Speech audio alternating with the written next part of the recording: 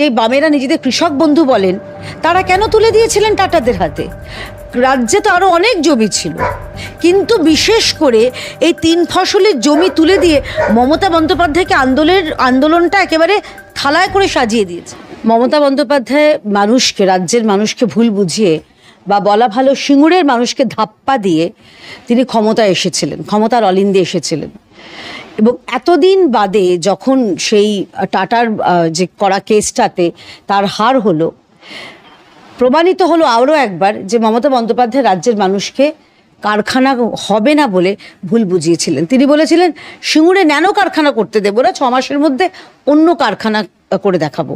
কত 6 মাস পেরিয়ে গেছে, প্রায় 2-3 বার এই সরকার নির্বাচিত হয়ে ক্ষমতায় এসেছে, কিন্তু সিঙ্গুরের অবস্থা যেই কি সেই। উনি মাঝখানে একটু সর্ষের বীজ ছড়িয়ে এসেছিলেন, আমি বলবো ওটা মানুষকে চোখে সর্ষে ফুল দেখিয়েছিলেন। সিঙ্গুরের মানুষকে ভুল বুঝিয়েছেন, ধোঁকা দিয়েছেন। সিঙ্গুরের জেতার পরে কতবার তিনি সিঙ্গুরে গেছেন, তিনি জানেন যে যা অপকর্ম তিনি করে এসেছেন সিঙ্গুরে, সেই অপকর্মের দায় তাকে মেটাতে হবে। তা বলে এটা ভাবলেও চলবে না যে বামেরাও খুব ভালো কাজ করেছিল, কারণ বামেদের সঙ্গে যে কি চুক্তি হয়েছিল টাটার, সেই শ্বেতপত্র আমরা এখনো পাইনি। মমতা বন্দ্যোপাধ্যায় প্রতিশ্রুতি দিয়েছিলেন, সেই প্রতিশ্রুতিও ভঙ্গ করেছেন।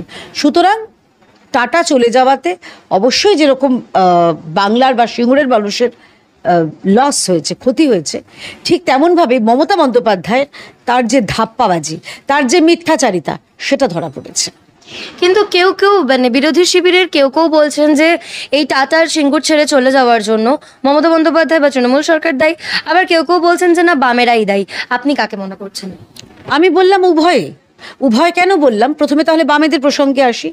দেখুন, 3 ফসলি জমি যে বামেরা নিজেদের কৃষক বন্ধু বলেন, তারা কেন তুলে দিয়েছিলেন টাটাদের হাতে? রাজ্যে তো আরো অনেক জমি ছিল, কিন্তু বিশেষ করে এই 3 ফসলের জমি তুলে দিয়ে মমতা বন্দ্যোপাধ্যায়কে আন্দোলনটা একেবারে থালায় করে সাজিয়ে দিয়েছিলেন। পরবর্তীকালে বুদ্ধবাবু যদি তিনি খানিকটা দৃঢ়তা দেখাতে পারতেন, তাহলে মমতা বন্দ্যোপাধ্যায় কি পারতেন জাতীয় সড়ক ওখানে বন্ধ করে এই আন্দোলন চালাতে? হতো না। আর মমতা বন্দ্যোপাধ্যায় তিনি বলেছিলেন আমি অনিচ্ছুক কৃষকদের পাশে রয়েছি, বেশ, কিন্তু তার পরিবর্তে কি? মানুষ কর্মসংস্থান চায়, মানুষ শিল্প চায়, মানুষ চাকরি চায়। আমরা কি পেলাম? আমরা শূন্য পেয়েছি। আমাদের এখানে গত 12 বছরে একটাও শিল্প আসেনি। আমাদের এখানে কর্মসংস্থান তলানিতে ঠেকেছে।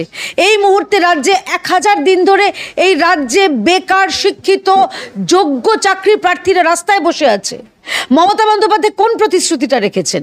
তিনি শুধু একটা প্রতিশ্রুতি রেখেছেন, খেলা হবে, দুর্নীতির খেলা হবে, চাকরি চুরির খেলা হবে, কয়লা চুরির খেলা হবে, বালি চুরির খেলা হবে, আর চাল চুরির খেলা হবে। সুতরাং সব দিক থেকেই এই দুটো রাজনৈতিক দলই উভয় দায়ী।